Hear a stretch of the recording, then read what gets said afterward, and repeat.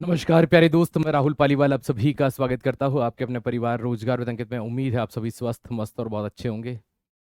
कैसे हैं आप सब? नववर्ष का आज आपका दूसरा दिन है और बहुत बहुत शुभकामनाएं आप सभी को भी वापस से अगेन नववर्ष की, जो कल नहीं जुड़ पाए थे। और जय हिंद। मैं बिल्कुल स्वस्थ हूँ, मस्त हूँ। आज हम एक अंतिम टॉपिक पढ़ने वाले हैं आज की क्लास का।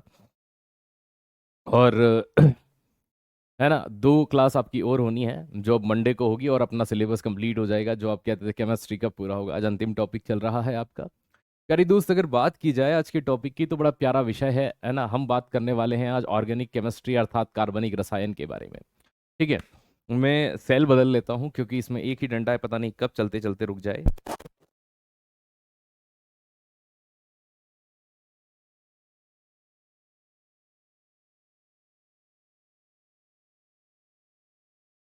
अब हमारी क्लास में कोई भी बाधा किसी प्रकार की उत्पन्न नहीं होने वाली है, तो चलें शुरू करें। क्या बात है, नमस्ते, नमस्कार, नमस्कार।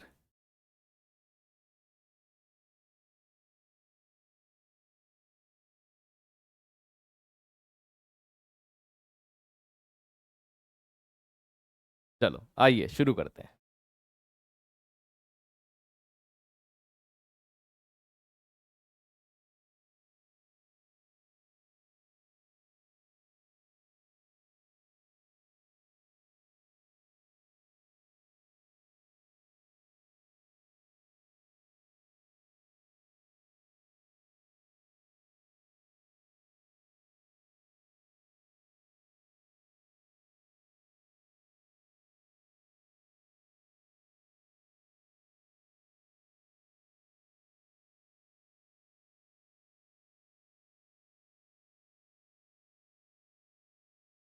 जब हम कार्बनिक रसायन ऑर्गेनिक केमिस्ट्री टॉपिक डालते हैं तो ऑर्गेनिक का मतलब यहां पर ये होता है, देखो सीधी सी बात है ना।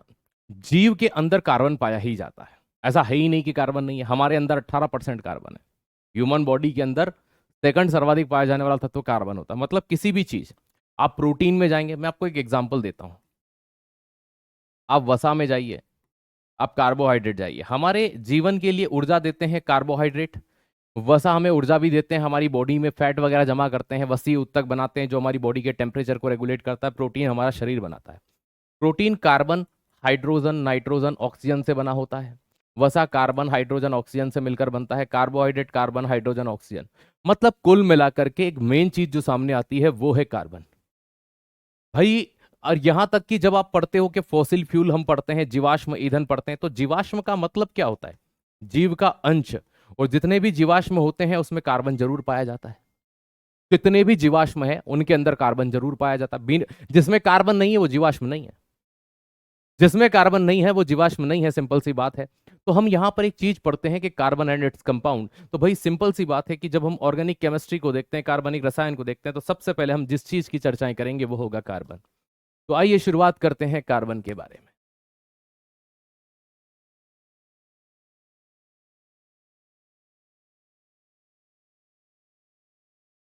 सबसे पहला बिंदु कार्बन, अगर हम तत्वों के दृष्टिकोण से देखें तो कार्बन एक अधातु है।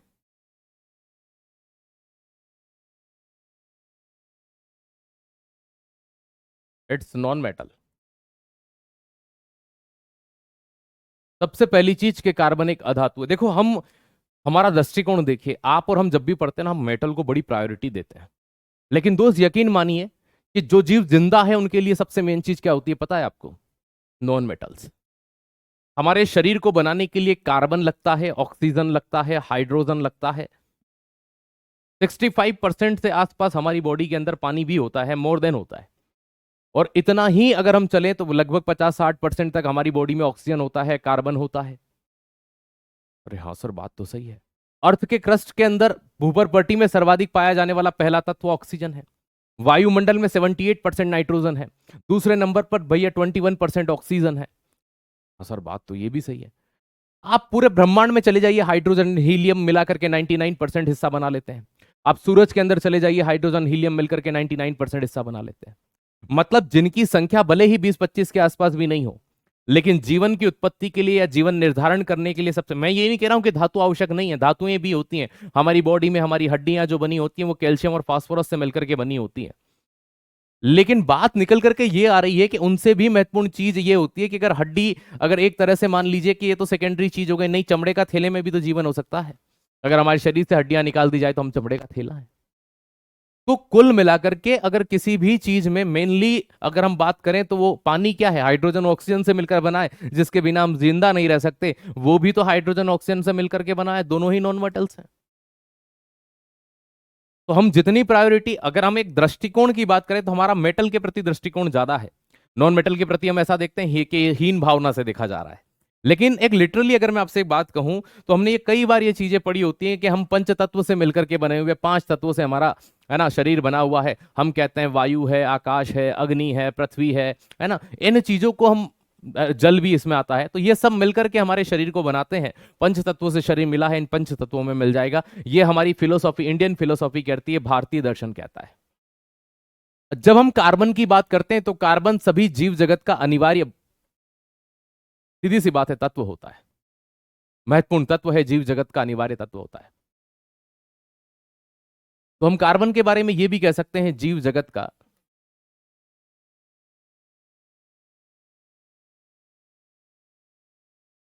अनिवार्य तत्व है। कोई भी, यहां तक कि पेड़ पौधे भी हो गए ना, उनके अंदर भी कार्बन होगा ही होगा। ठीक है, तो ये चीज ध्यान रख ले, carbon essential for the living world,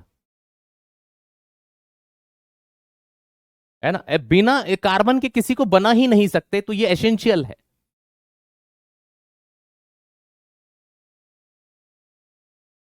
ठीक है, तो किसके लिए होगा, लिविंग वर्ल्ड के लिए।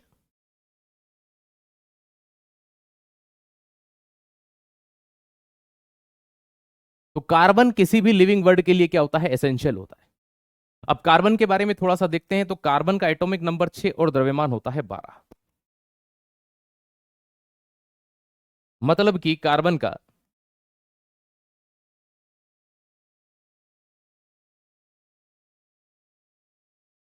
परमाणु क्रमांक, एटॉमिक नंबर, कार्बन का एटॉमिक मास, परमाणु द्रव्यमान।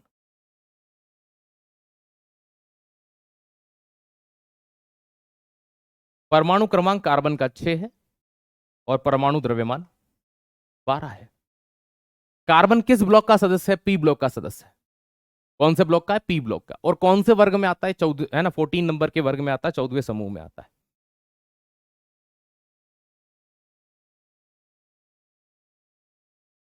जितनी भी अधातुएं हैं सभी पी ब्लॉक में आती है, और उपधातुएं।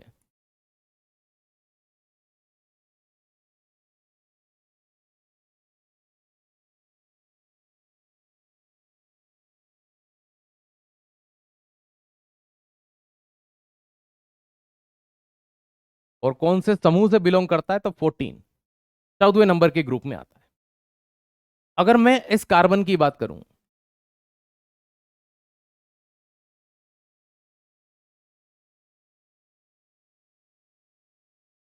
तो ह्यूमन बॉडी के अंदर कार्बन का नंबर कौन सा है, मानव शरीर के अंदर 18% कार्बन पाया जाता है, और सेकंड नंबर पर सर्वाधिक पाया जाने वाला तत्व है। फर्स्ट नंबर पर आज भी कौन पाया जाता है, ऑक्सीजन पाया जाता है।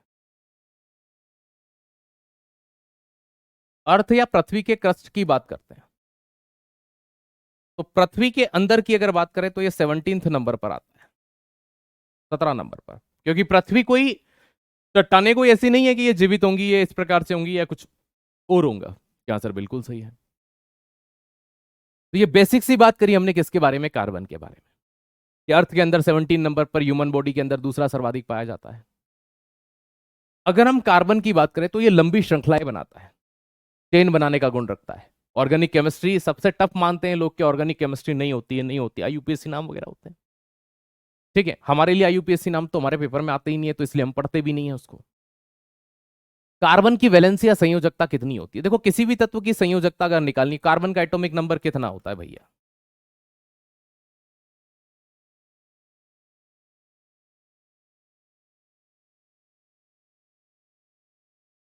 सर कार्बन का एटॉमिक नंबर 6 है, तो जो इसके इलेक्ट्रॉन भरे जाएंगे वो कैसे भरे जाएंगे, 2 और 4। तो ये स्टार्टिंग का जो 2 है, और लास्ट का ये जो 4, ये 4 कहलाता है आपका वैलेंसी इलेक्ट्रॉन, संयोजी इलेक्ट्रॉन। और यदि संयोजी इलेक्ट्रॉन की संख्या 4 से छोटी है तो संयोजकता भी वही होगी, तो इसकी संयोजकता भी कितनी है, 4 है।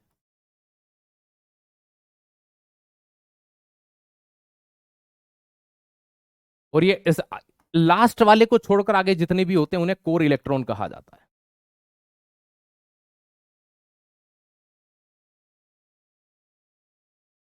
कि सर अगर ये मान लीजिए कि पीछे 4 की जगह 5 नंबर होता तब क्या होता, है ना। अगर वैलेंसी इलेक्ट्रॉन, लास्ट वाले इलेक्ट्रॉन को वैलेंसी इलेक्ट्रॉन या संयोजी इलेक्ट्रॉन कहा जाता, उसके अगर वो नंबर 4 तक है तो वैलेंसी भी वही हो जाती है। लेकिन जैसे फॉर द एग्जांपल मैं आपको 2 चीजें और यहां समझा देता हूं ताकि आपको ये दिक्कत नहीं हो।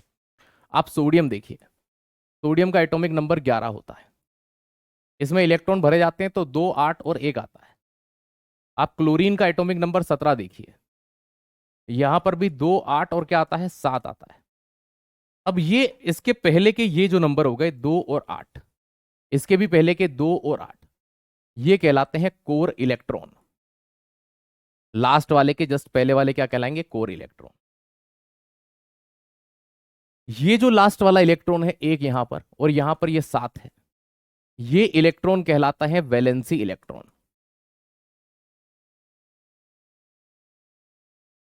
संयोजी इलेक्ट्रॉन।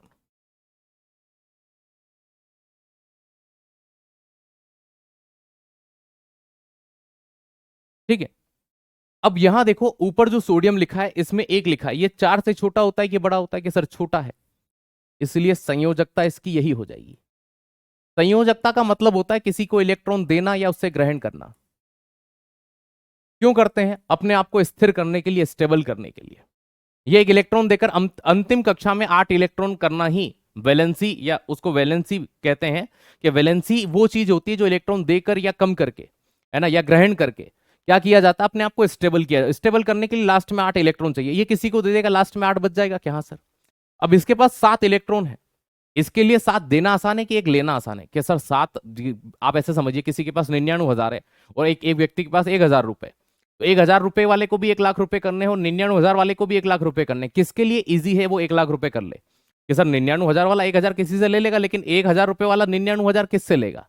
तो 1,000 रुपए वाले के लिए देना आसान हो गया और 99 वाले के लिए लेना आसान हो गया। अब यहां पर क्या होता है, जो वैलेंसी होती है ना, संयोजकता, इस संयोजकता के लिए एक रूल है, एक नियम है 8 - n का।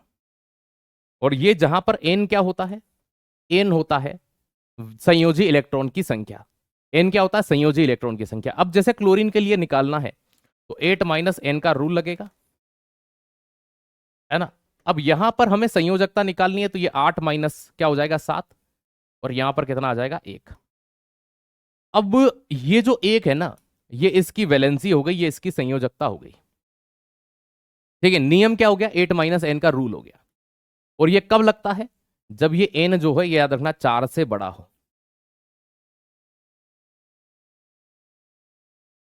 ठीक है, 4 से बड़ा हो, फॉर द एग्जाम्पल 5,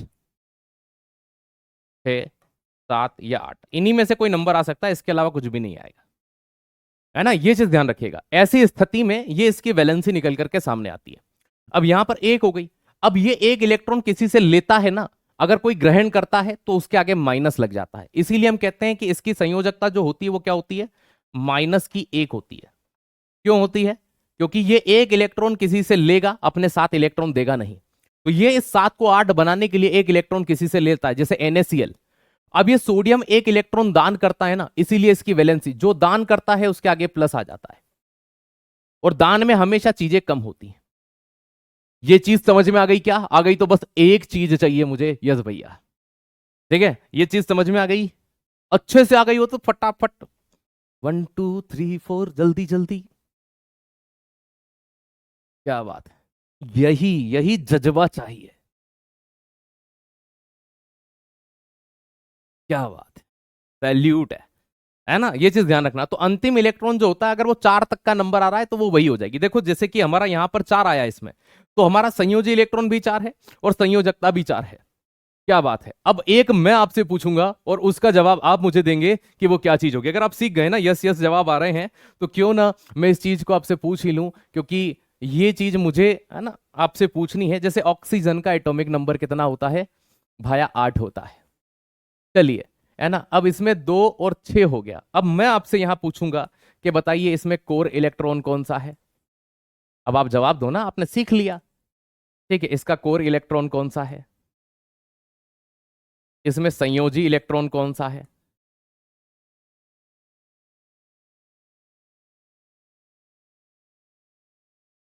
और इसकी संयोजकता कौन सी है?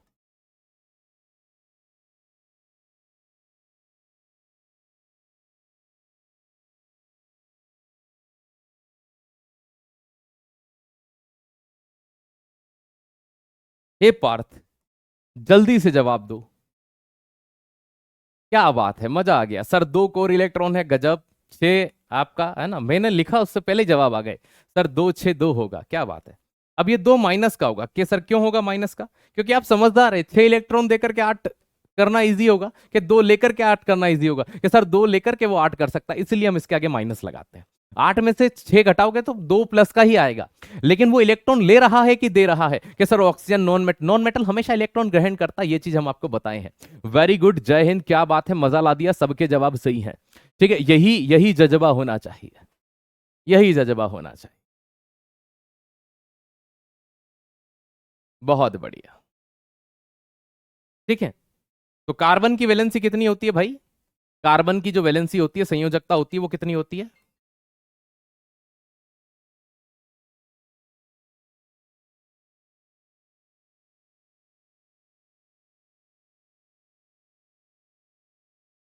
चलो, इतनी चीजें आपने पढ़ ली।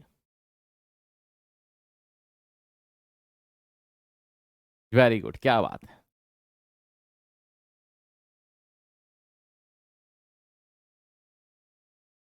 बहुत बढ़िया। चलो, अब आपने एक वर्ड सुना होगा, कार्बन के अप्रूव होते हैं।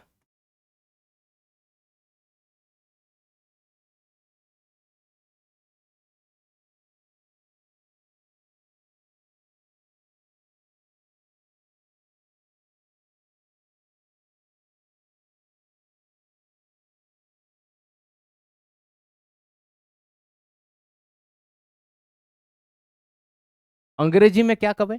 Allotrope of carbon.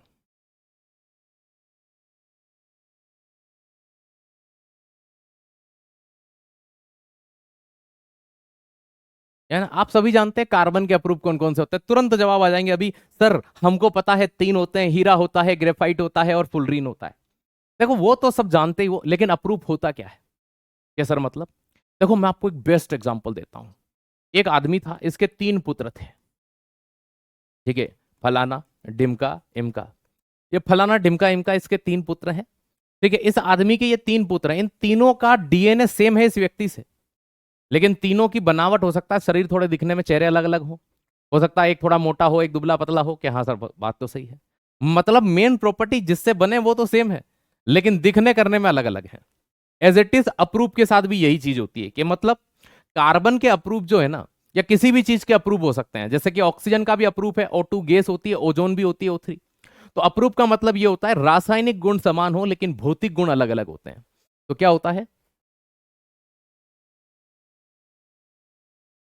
अप्रूव वे होते हैं जिनके रासायनिक गुण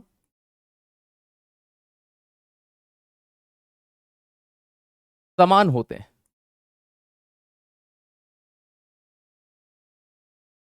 लेकिन भौतिक गुण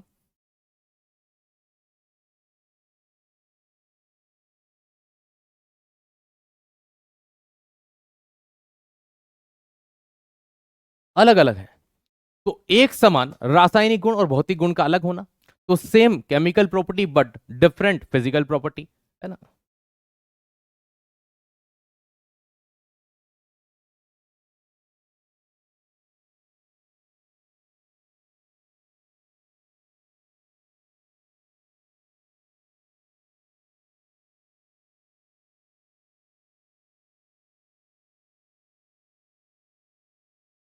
ये सर मतलब, अरे आप हीरा और कार्बन को ही उठा के देखिए ना। हीरा कार्बन का सबसे शुद्ध रूप है, एकदम सफेद दिखाई देता है, ग्रेफाइट काला दिखता है। लेकिन केमिकल प्रॉपर्टी क्या सेम है कि दोनों ही कार्बन के बने हुए हैं। सेम चीज क्या हो गई, दोनों कार्बन के बने हुए हैं। और जो ऐसा गुण रखता है ना, जो भिन्न भिन्न, है ना, याद रखिएगा, इस घटना को अपरूपता कहा जाता है, एलोट्रॉपी कहते हैं। तो इस गुण को रखना अपरूपता कहलाता है। जो कार्बन फैमिली है, कहे शिव जी सुनो प्रभु, उसमें सिर्फ लेड को छोड़कर सभी अपरूपता का गुण रखते हैं। ठीक है।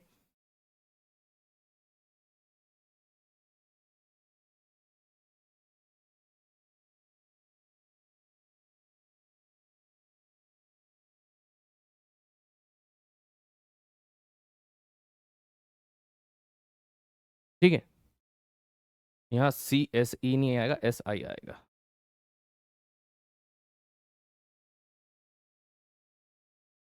Silicon, carbon, silicon, germanium, tin और लेड, इस चीज को आप देख रहे हैं, ये कार्बन वर्ग कहलाता है।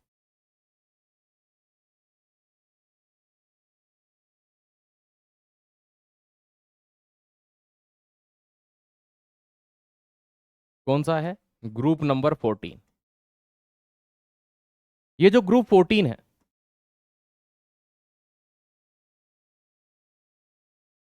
इस कार्बन वर्ग में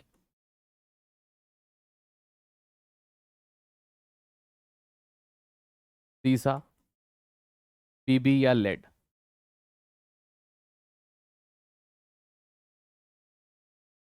को छोड़कर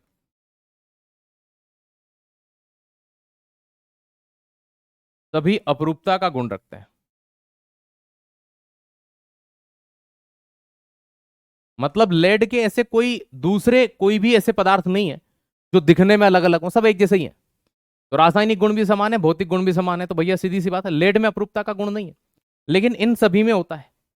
तो ये प्रश्न यहां से इस तरह से घुमा के पूछते हैं, कार्बन परिवार का वो कौन सा सदस्य है जिसमें अपरूपता के गुण नहीं होते? ठीक है, तो भाई सीधी सी बात है, कौन सा हो जाएगा? लेड। इसमें अपरूपता के गुण पाए ही नहीं जाते। ठीक है, ये चीज आप यहां पर ध्यान रखिएगा। तो कार्बन फैमिली के अंदर सिर्फ और सिर्फ ये जो लेड है ना, ये जो पीबी है ना, इस पीबी को हम क्या कहते हैं? कल मैंने इसका नाम बताया था ना, आपको याद है? प्लम्बम, सीसा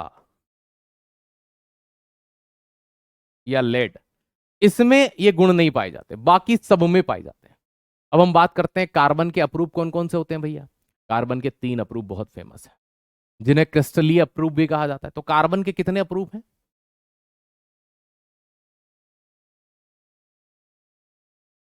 3 एलोट्रोप ऑफ कार्बन।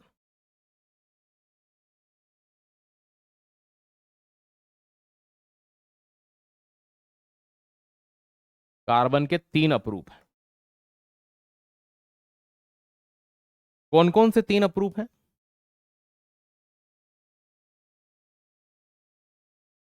हीरा, बेटे, ग्रेफाइट और फुलरीन। ठीक है, हीरा, ग्रेफाइट, फुलरीन, ये 3 है, हम तीनों को पढ़ेंगे। और ये क्रिस्टलीय भी होते हैं, है ना, ये चीज ध्यान रखना। क्रिस्टलाइन होते हैं, मतलब इनके टुकड़े प्राप्त होते हैं जो कांच की तरह भी दिख सकते हैं, तो ये क्रिस्टलाइन होते हैं, मुख्य रूप से हीरा और ग्रेफाइट। तो ये क्रिस्टल है, तो इसीलिए क्रिस्टल से वर्ड बनेगा क्रिस्टेलाइन।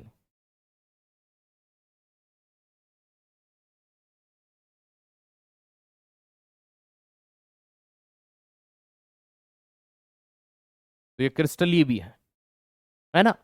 लेकिन जैसे कोयला हो गया, चारकोल हो गया, है ना, ये जो होते हैं ये क्रिस्टलीय नहीं होते। अब हमको पढ़ना हीरे के बारे में, ग्रेफाइट के बारे में, इन सब के बारे में। तो चलिए डायमंड से शुरू करते हैं, नंबर 1। ठीक है, मैं इनके इंग्लिश आगे लिख ही लूंगा उधर।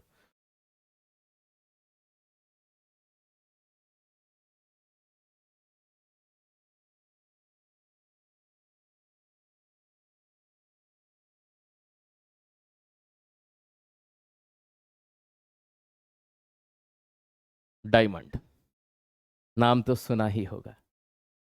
ठीक है ना, ये चीज यहां पर आपको ध्यान रखनी है।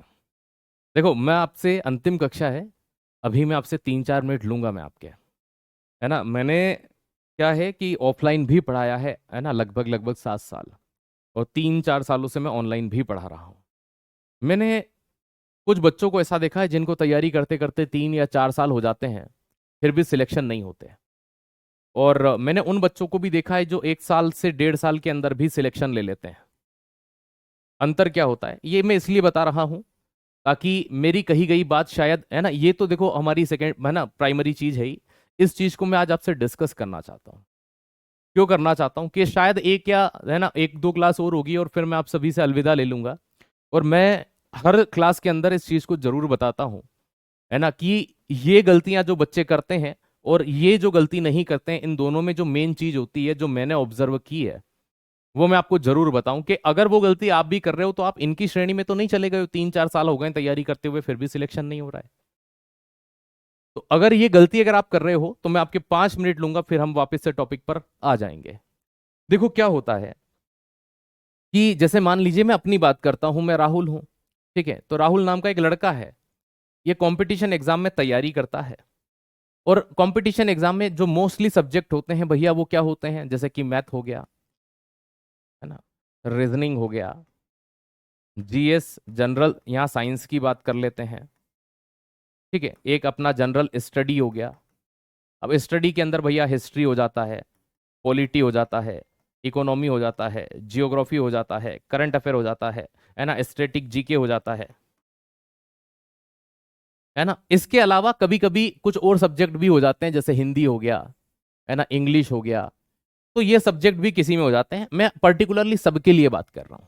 मैं सिर्फ 5 मिनट लूंगा आपके, फिर मैं उस पर लौट आऊंगा, ठीक है। ये इसलिए लेना जरूरी है क्योंकि ये गलती आप में से कोई ना कोई बच्चा जरूर कर रहा होगा।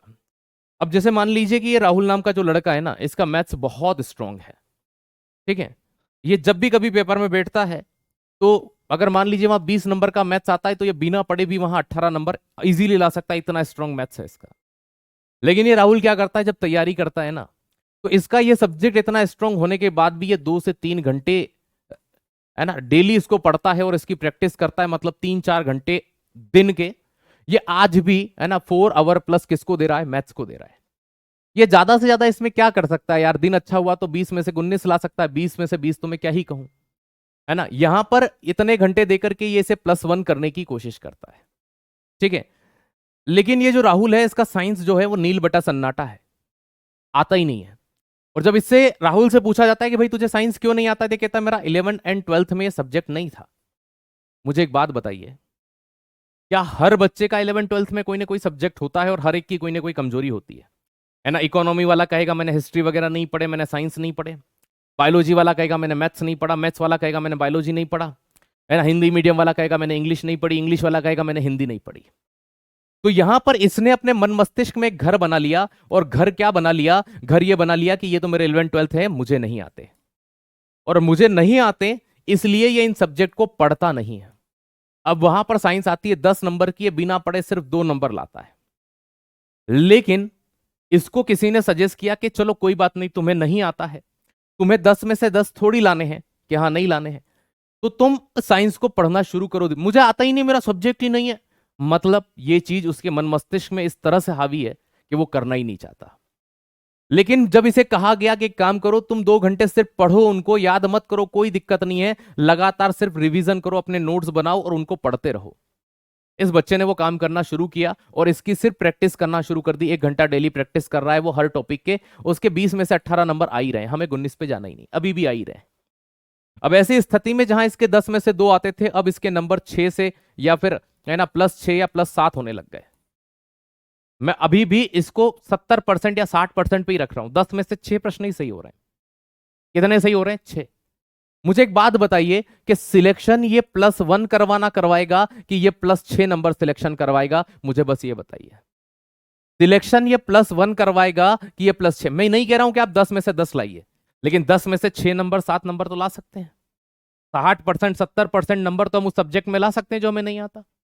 क्या हम इतने भी नागवार हैं, क्या हम इतने भी ना समझ हैं कि हम इस सब्जेक्ट को 2 से 3 बार पढ़ें, इसका रिवीजन करें, इसके नोट्स बनाएं, तो क्या हम इसमें 6 या 7 नंबर भी नहीं ला सकते? मैं आउट ऑफ की बात ही नहीं कर रहा, मैं 8 नंबर की भी बात नहीं कर रहा, मैं 9 की भी नहीं कर रहा, मैं 10 की भी नहीं कर रहा। मैं तो ये कह रहा हूं क्या हम 6 या 7 नंबर नहीं ला सकते ऐसे सब्जेक्ट में?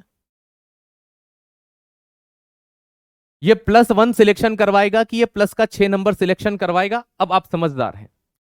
ऐसे अगर आपने 2 से 3 सब्जेक्ट छोड़ दिए ना, तो दोस्त अगर मान लीजिए 5-6 नंबर यहां के और 5-6 नंबर उस सब्जेक्ट के, आप जो तैयारी कर रहे हो आपका अब आपको सिलेक्शन में, अगर आप ये है ना पहले वाला मेथड फॉलो कर रहे हैं, तो आपको याद रखिएगा 85 नंबर में से सिलेक्शन लेना है। क्यों?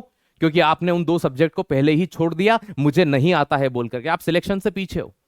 अब 85 में से मान लीजिए 78 कट ऑफ गया, तो आपको 85 में से नंबर लाना है। आप जीवन भर 3-4 साल क्या कितने भी साल तैयारी करते रहो, ये आपको उस क्राइटेरिया में नहीं जाने देगा, है ना। ये जो चीज आप कर रहे थे ना, ये विद्वान बनने की कोशिश है। मेरे 20 में से 20 आने चाहिए। विद्वान नहीं बनना है। विद्वान किसी एक सब्जेक्ट का होता है, और ज्ञानी वो होता है जिसको थोड़ा थोड़ा सब सब्जेक्ट का ज्ञान हो। तो आपको ज्ञानी बनना है। आप हर सब्जेक्ट में 70% तक का स्कोर अगर कर जाओगे तो सिलेक्शन ले जाओगे, ठीक है, क्योंकि उनमें से 1-2 सब्जेक्ट ऐसे होंगे जहां आप 80% भी स्कोर कर जाओगे। तो ऐसे 2 सब्जेक्ट में भी आपने +4 कर लिया, किसी में +6 कर लिया, ये 10 नंबर का जो क्राइटेरिया है ना, ये सिलेक्शन करवाएगा। तो अगर आपने इस चीज को, अगर आप भी मुझे कमेंट सेक्शन में बताइए कि आप भी ये गलती करते हो। मैं लिख कर दे सकता हूं अभी इस बोर्ड के ऊपर भी कि आप में से 50 से 60% बच्चा आज भी उस सब्जेक्ट को ज्यादा समझ देता है जो उसको बहुत अच्छा आता है। ठीक है, कह रहा चुप हो जा। हाँ, मैं तो चुप हो जाऊंगा, लेकिन मेरी अंतिम क्लास है, मैंने 5 मिनट लिए हैं आपसे। ठीक है, आपको नहीं अच्छा लग रहा तो कोई दिक्कत नहीं है उसमें। ठीक है, आप बड़े व्यक्ति हैं। ठीक है, और नए साल में आपने बहुत अच्छे संस्कार ग्रहण कर लिए हैं कि अपने बड़ों से क्या कैसे बातें की जाएं। ठीक है, तो शुरुआत आपने अपने घर से ही की होगी, उसके बाद आप बाहर निकले होंगे दुनिया में, तो हम तक तो आप सेकेंडरी चीज हैं। ठीक है, तो नए साल में ये शुरुआत आपकी बहुत बहुत ऊंचाइयां छुए, आपके घर वाले इस चीज पर तरक्की करें। तो ये चीज मत करिएगा। अगर आप करते हैं तो प्लीज, है ना, अपनी कमजोरी से मोहब्बत करिए, इस चीज को शुरू कर दीजिए। हम लोग आते हैं हीरे के ऊपर, है ना। सबसे पहले डायमंड की बात करते हैं। हीरे के बारे में सबसे पहला प्रश्न ही ये पूछा जाता है, कार्बन का सबसे शुद्ध रूप कौन सा होता है? ठीक है, तो भैया हीरा ही कार्बन का, है ना। इनको ऐसा लगता है कि,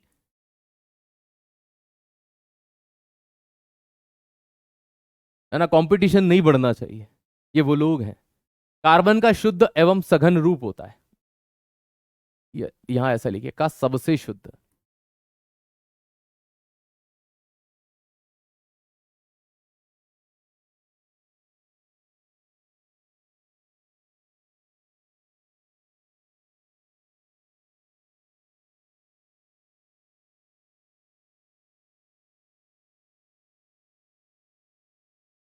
purest and dense form of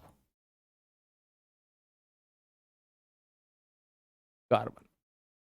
तो कार्बन का सबसे शुद्ध रूप, जब भाई कार्बन, जहां भी हम ये सोचते हैं तो हम ये प्राप्त करते होंगे, हमारे माइंड में ये आता होगा, हमारे मन मस्तिष्क में ये आता है कि भैया कार्बन तो काला ही होता है। कोयला काला, ग्रेफाइट काला, फुलरिन जो है वो काला, कार्बन फाइबर्स के धागे देखें वो काले, है ना, चारकोल देखें वो काला, काजल देखें वो काला। तो हीरा एकमात्र ऐसा है जो काला नहीं दिखता, इसलिए कहा जाता है ये सबसे शुद्ध रूप है। और अगला पॉइंट सबसे खतरनाक, मोस्टली रिपीटेड। ठीक है, प्राकृतिक रूप से पाया जाने वाला सबसे कठोरतम पदार्थ कौन सा होता है, ये प्रश्न आता है। तो कठोर पदार्थों में सबसे कठोर होता है, या प्राकृतिक रूप से सबसे कठोर पदार्थ।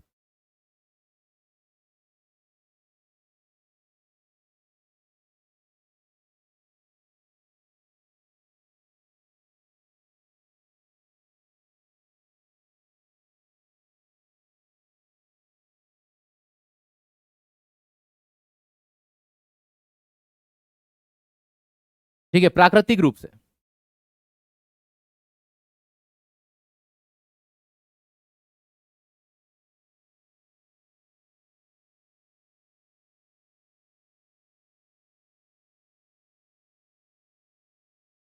तो प्रकृति के अंदर सबसे कठोरतम पदार्थों में प्राकृतिक रूप से पाए जाने वाले में से गिना जाता है। इतना कठोर माना जाता है? जी हाँ सर, पत्थर से भी, जी हाँ। इतना कठोर हम इसे मानते हैं, सबसे कठोर होता है। अब आप फिजिक्स जब पढ़ते हैं तो आप एक चीज पढ़ते हैं, हीरा चमकता है। हीरे के अंदर जब प्रकाश जाता है तो क्यों चमकता है? तो हीरा पूर्ण आंतरिक परावर्तन,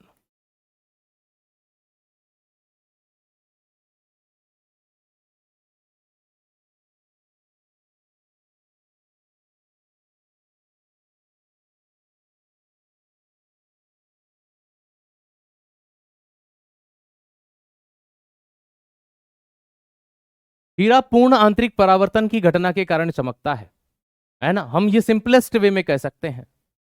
तो भैया क्या हो जाएगा? बिल्कुल।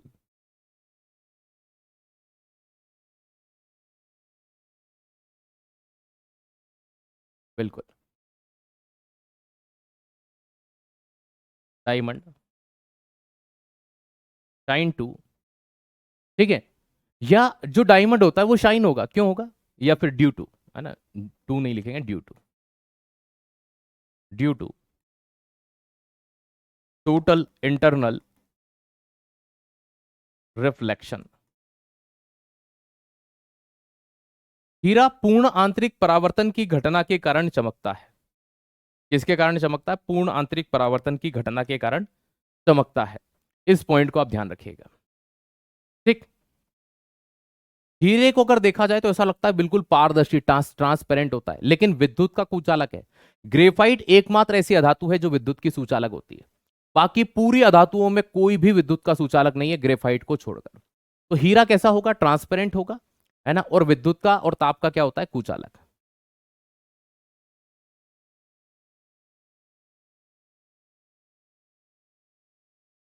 यह पारदर्शी होता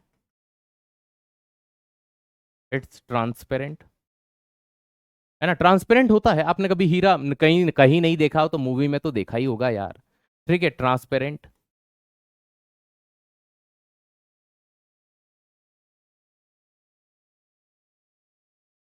और विद्युत एवं ऊष्मा का कुचालक है। अपने अंदर से ऐसा नहीं है कि एज अ गुड कंडक्टर होता है ये।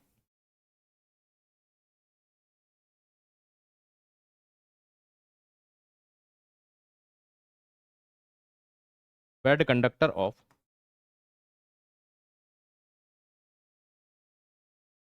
Electricity and heat. तो ऊष्मा और विद्युत का ये कुचालक होता है। ठीक है। क्या होता है? ऊष्मा और विद्युत का कुचालक होता है।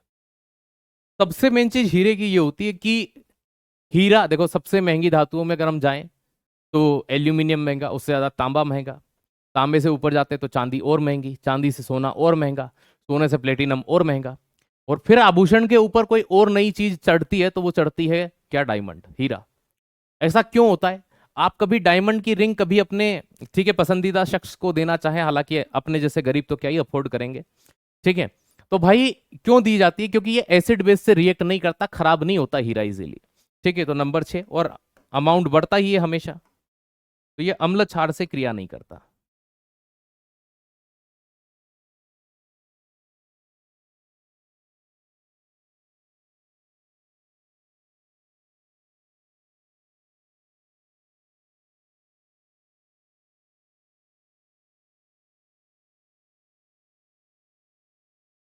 नॉट रिएक्ट विथ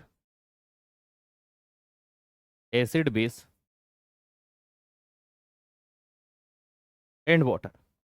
तो हीरा ना तो अम्ल से क्रिया करेगा, है ना, न क्षार से क्रिया करेगा, है ना, न ही ये किससे क्रिया करेगा। दोस्त याद रखिएगा, अम्ल से, क्षार से और पानी से क्रिया करता ही नहीं। चांदी जरूर हवा में काली पड़ती है, सोना भी एसिड बेस और इसके साथ। तो जो चीजें खराब नहीं होती ना, उनकी प्राइस ज्यादा ही होती है। ये चीज आप ध्यान रखिएगा। ओके, इतनी चीज आपने बेसिक से याद रखी, समझी। ये 6 पॉइंट हुए। अब थोड़े से पॉइंट वो देखते हैं कि एक जो प्रश्न आता है कि हीरे का अपवर्तनांक कितना होता है। कि हाँ सर, रिफ्लेक्टिव इंडेक्स कितना होता है हीरे का? 2.45 होता है। ठीक है, लगभग। नंबर 7। तो हीरे का अपवर्तनांक कितना होता है?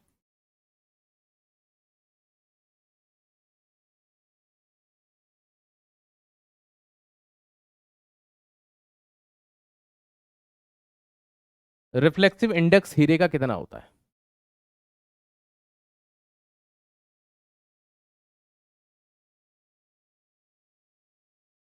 लगभग कितना होता है? 2.45 के आसपास। ठीक। अब हीरे में कार्बन कार्बन के बीच में बंध की प्रकृति होती है, तो कौन सा बंध पाया जाता है? कौन सा बॉन्ड होता है? और बंध बनते हैं तो कोई ना कोई संकरण होता होगा। जिसके कारण कार्बन मॉलिक्यूल जुड़ते हैं, हाइब्रिडाइजेशन।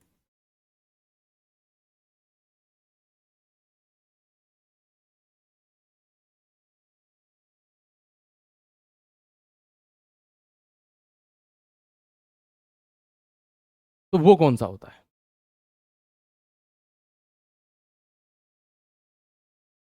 बिल्कुल।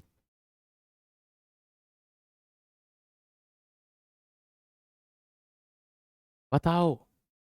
ठीक है, नंबर 10। हीरे दिखता कैसा है? संरचना कैसी होती है, स्ट्रक्चर?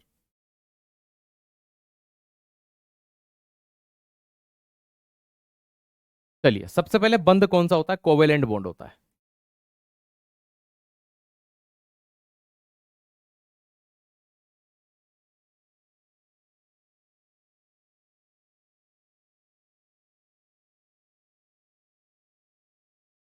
ठीक है। और संकरण कौन सा होता है? sp3 हाइब्रिडाइजेशन होता है। और संरचना कैसी होती है?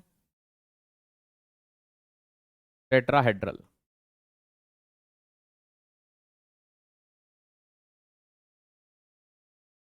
चतुष्फल की। देखो यहां आप समझिए, तीन तरह के बंध होते हैं। ठीक है।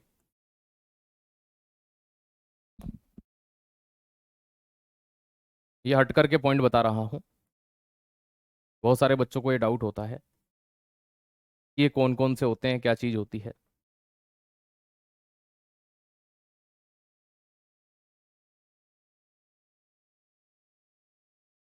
एक होते हैं आयनिक बंध,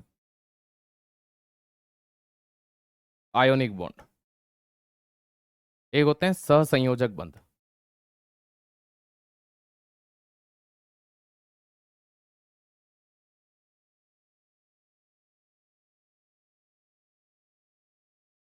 ठीक है, कोवेलेंट बॉन्ड। ठीक है, एक होते हैं उप सहसंयोजक बंध।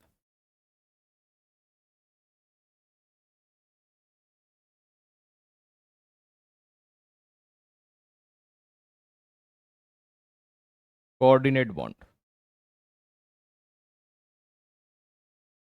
सहसंयोजक बंध उनके बीच में बनते हैं मुख्य रूप से जहां एक मेटल होता है और नॉन मेटल, धातु और अधातु के बीच में बनने वाला जो बंध होता है।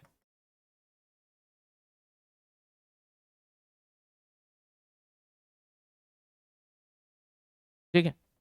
क्यों?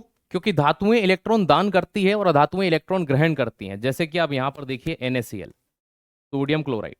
अब सोडियम ने एक इलेक्ट्रॉन दान दिया है और क्लोरीन ने एक इलेक्ट्रॉन ग्रहण किया है। क्यों? क्योंकि क्लोरीन को 8 इलेक्ट्रॉन करने थे। तो ये धातु और अधातु के बीच बनने वाला बंध आयनिक बंध होता है। अब सहसंयोजक बंध जो होता है ये मुख्य रूप से किसके बीच में बनता है? अधातु के बीच में।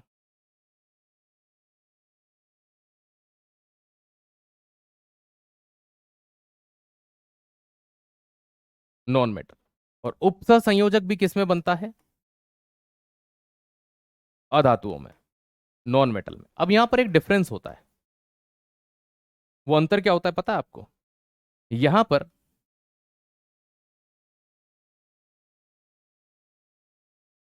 इलेक्ट्रॉन की साझेदारी होती है, पार्टनरशिप होती है। समय है।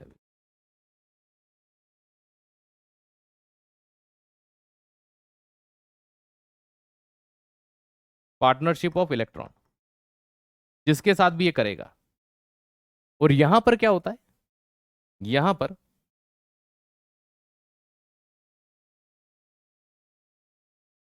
साझे का इलेक्ट्रॉन,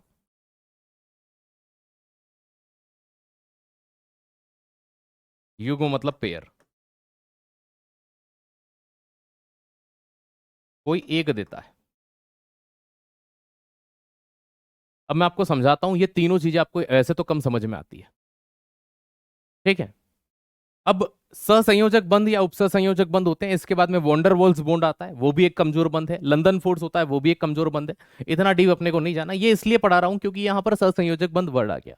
देखो आप ऐसे समझिए, आपका एक दोस्त है और आपके गांव में एक कवायद होती है कि भैया जिसके पास में 100 गायें हो उसकी शादी होती है। आपके पास 110 गायें हैं, आपकी शादी हो गई।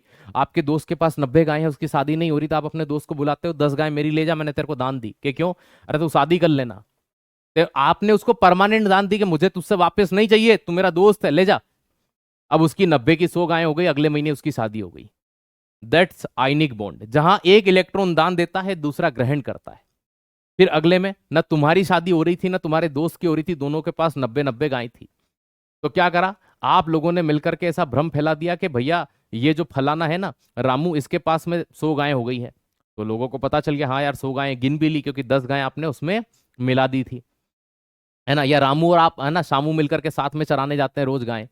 तो भैया पता ही नहीं चलता, टोटल 180 गायें हैं, कोई पूछता कि ये रामू की 100 है, 80 मेरी है, रामू की 100 है, 80 मेरी है। ऐसा करते करते आपने 4 महीने निकाल दिए। तो भाई साहब ये होती है साझेदारी, दान नहीं दिए, बस गुमराह कर दिया लोगों को। तो भैया ऐसी स्थिति में उसकी शादी हो गई, और फिर आपने ये झूठ फैलाना शुरू कर दिया कि यार मेरे पास 100 गायें थी, शादी को 1 आध साल हो गया, अब शामू कहता अब मेरी बारी है। तो फिर वो कहता है कि मैंने इसको 20 गायें जो है, 10 गायें जो है वो बेच दी है। तो अब आप किसकी, है ना, शामू की 100 गायें दिखाई जाती है, और 80 गायें किसकी दिखाई जाती है, रामू की दिखाई जाती है। रामू की तो शादी हो गई। तो ये होती है साझेदारी या पार्टनरशिप, मतलब एक तरफ से एक ने मदद करी, फिर दूसरी तरफ से दूसरे ने। तो जब जिसको आवश्यकता होती है उसकी मदद हो जाती है, यह सहसंयोजक बंध होता है। इसमें दोनों ही अधूरे होते हैं, और अधूरे मुख्य रूप से अधातुएं होती है, तो ये अधातुओं के बीच बनता है ना। ऐसा इलेक्ट्रॉन में भी होता है। अब ये तीसरा होता है उप सहसंयोजक बंध। यहां पर ऐसा समझिए कि राजू और काजू दो मित्र थे। राजू के पास भी 80 गायें और काजू के पास भी 80 गायें। तो काजू ने कहा यार मुझे तो शादी नहीं करनी, तुझे करनी है तो मैं तेरे को 20 गायें दे देता हूं, लेकिन परमानेंट नहीं दूंगा। एक शर्त है कि क्या, कि तेरी बीवी आएगी तो मेरा खाना भी बनवाएगा उससे, कि ठीक है, आजीवन बनवाएगा, कि हाँ ठीक है। तो काजू ने इस शर्त पर राजू को अपनी 20 गायें, है ना, पार्टनरशिप के तौर पर दिए। जिस दिन खाना बंद उस दिन गाय ले लेगा और बोल देगा इसने झूठ बोल के शादी करी थी, 20 गायें मेरे से ले गया था, बोला था रोटी खिलाऊंगा पूरे जीवन भर। तो ये एक साथ में हो जाता है, ये इस टाइप से होता है।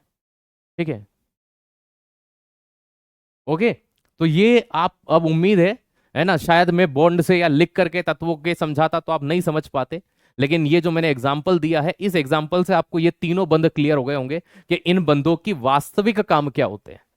सेम चीज इलेक्ट्रॉन में होती है। अगर परमानेंट आदान प्रदान करें तो आयनिक बंध, भैया साझा दोनों तरफ से किया जाए तो सहसंयोजक, एक तरफ से जोड़ा ही दान में दिया जा रहा है पूरा के पूरा के ले तू ये काम कर ले, तो वो कौन सा होता है, उप सहसंयोजक बंध होता है। ठीक है, चलो ये चीजें आपने यहाँ पर बहुत अच्छे से समझी। अब हम कल क्लास नहीं होगी कल, क्योंकि कल तो मेरी मैराथन है बिहार पुलिस की और बिहार दरोगा की। तो कल तो क्लास वैसे सैटरडे को होती नहीं है। अब मंडे के दिन क्लास होगी इसके आगे की। चलिए आज मैं इजाजत लेता हूँ यहीं पर। रिवीजन करिए बेटा ज्यादा से ज्यादा, है ना। रिवीजन मैं का डिवीजन, ये लाइन कोई ऐसे ही नहीं की गई, जितना ज्यादा रिवीजन करोगे सिलेक्शन के उतने करीब जाओगे। ठीक है, तो आज के लिए इतना ही। धन्यवाद, जय हिंद जय भारत। हीरा हमारा अधूरा है, तो बेटा मतलब हीरा को हम पूरा करेंगे मंडे के दिन। तब तक के लिए शुक्रिया, धन्यवाद, जय हिंद जय भारत।